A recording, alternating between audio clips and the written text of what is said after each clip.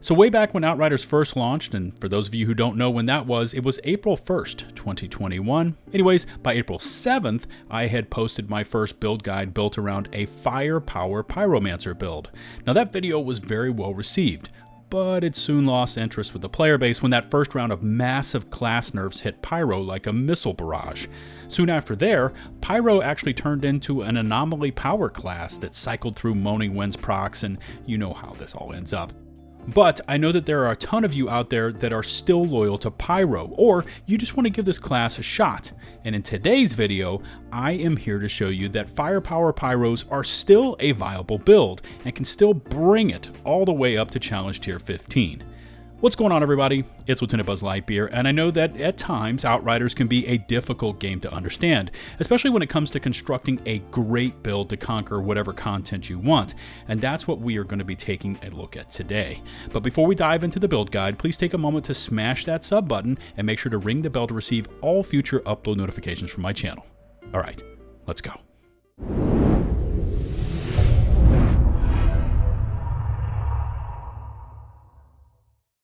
For any current AP Pyros that are looking to flip over to Firepower, or if you have hit the end game with your Pyro and are now just getting annihilated, this build will really help you smash through that wall. But a quick disclaimer here.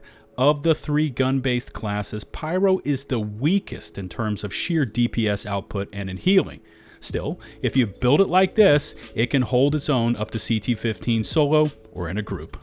Let's first start off with the class tree, and remember that Pyromancer is going to struggle in the department of sustainability due entirely to the fact that you have to kill targets first, marked by your skills. I'm sorry here, but that is the reality when it comes to playing Pyro.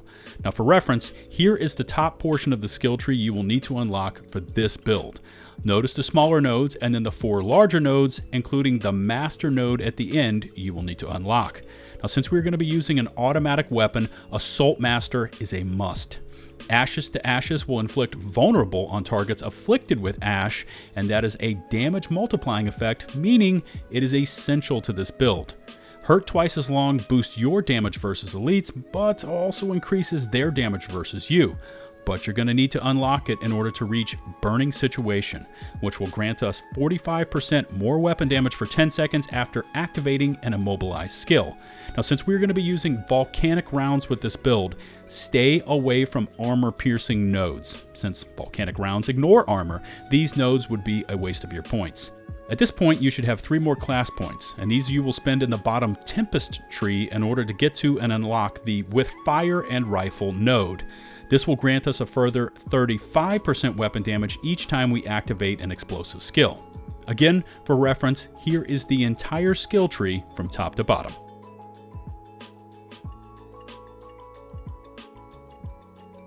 Moving on to the skills, and like I mentioned earlier, you will want to first select Volcanic Rounds. Now, Volcanic Rounds will apply the burn status effect to targets, making them marked so that if you kill them, the kills will apply healing to your Pyromancer. Furthermore, Volcanic Rounds ignore armor and pierce targets, therefore hitting enemies behind your initial target. Remember, based on our class tree, we will get huge damage bonuses for either Immobilize or Explosive skill activations. So, we are going to equip and use Ash Blast and Overheat in order to get these damage bonuses procced and boosting our sheer DPS. Now, the idea here is to use the Volcanic Rounds to mark and kill targets while constantly igniting our Ash Blast and Overheat to proc the timed damage bonuses. Okay, moving on to the gear, and this is where the build can take you a bit of time, because with a Firepower Pyro build, you need to get this right in order to maximize your damage output. For the helmet, I went with the legendary Tanner's Hat, mostly because it has the exact right attributes we are looking for on this build. Bonus firepower, close range damage, and cooldown reduction is the formula you want for all your gear pieces, and this piece comes with all 3. Now, since we're going to try and get in close to our targets, Stare into the Barrel, which comes standard on Tanner's Hat, is not bad. I've added on Crit Stack for additional firepower bonuses when we land critical strikes. Now, of any of the mods for this build, Stare into the Barrel could be the one you could substitute out for something else. The body armor is actually a piece of epic gear I looted with the correct attributes of bonus FP, close range damage, and cooldown reduction. I've also added on Captain Hunter for a little extra pop versus hardened elite enemies, and then I've gone for Mitigation from Death as our only sustained mod.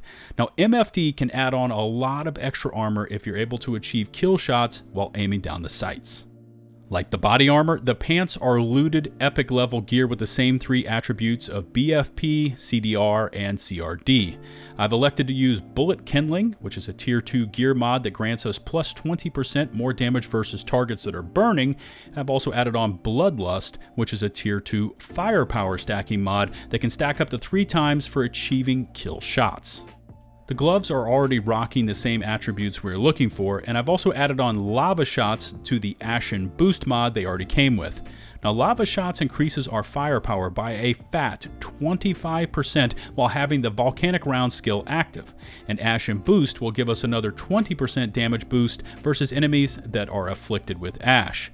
Remember that we are using the Ash Blast skill, and we do have 2 Trial of the Ashes nodes in our class tree that will give us another 25% damage versus targets afflicted with Ash. The boots are the final piece to look over, and like everything but Tanner's hat, these are also epic quality and were looted. Now I've elected to go with Sharp Eye, which is a tier 3 firepower stacking mod, and to finish it up, Personal Space, which was recently buffed up to a 25% close range weapon damage bonus. For the weaponry, you have some options here. If you are ultra precise with your shots, especially at landing headshots or critical shots, you may want to go with a 3-round burst AR, like the Hellranger or even the Inferno Seed. If you want to get into a more close range setup, you can do what I did and either go with the Amber Vault double gun or my favorite, an LMG.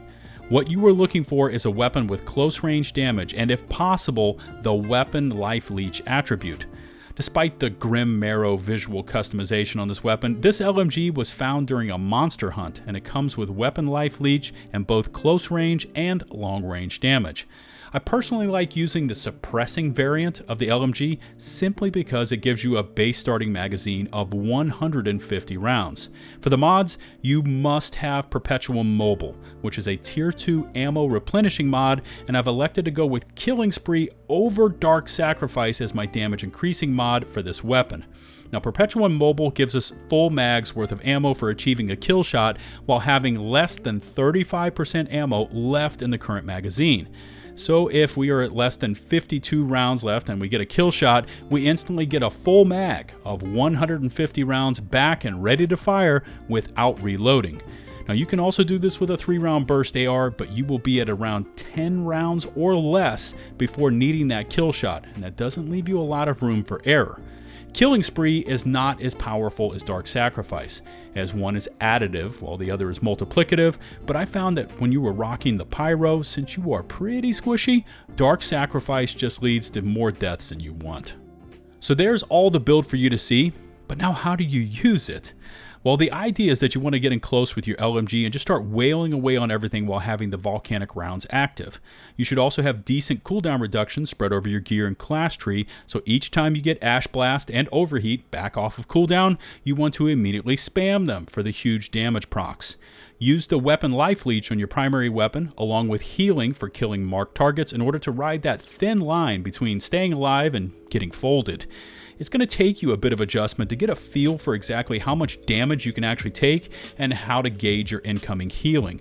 However, once you've got it, this build is more than capable of soloing all the way up to and including CT15s, and I encourage you all to give it a try, especially now that the expedition timers are optional and you can try out different builds.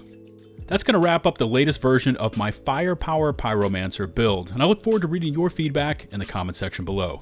In case you aren't yet a sub, please smash that sub button and ring the bell to receive all future upload notifications from my channel. If you could take the time to rate and or share this video, it is greatly appreciated, and it's going to go a long way to getting the video promoted within the YouTube algorithms. I encourage you all to join my community Discord server, especially now that the new Horizon update has gone live. Just check in the video description, click on the open invite link, accept those rules, and you are in. Once there, one of the mods will get you pointed in the right direction, and we've got channels for builds, tips and tricks, and the ever popular LFG, or looking for group areas for both farming and carries. Don't get frustrated with the matchmaker system and lack of an in-game communication system. You can simply join my Discord and be up on mics with a full squad using one of our free voice channels in a matter of minutes. We've got every angle of Outriders covered for you and a whole lot more. Also, don't forget to find and follow me both on Twitch for weekly streams and of course on Twitter, posting my thoughts on most things gaming related. Again, links to all of these platforms in the video description below. Until the next one, this is LtBuzzLitebeer signing off.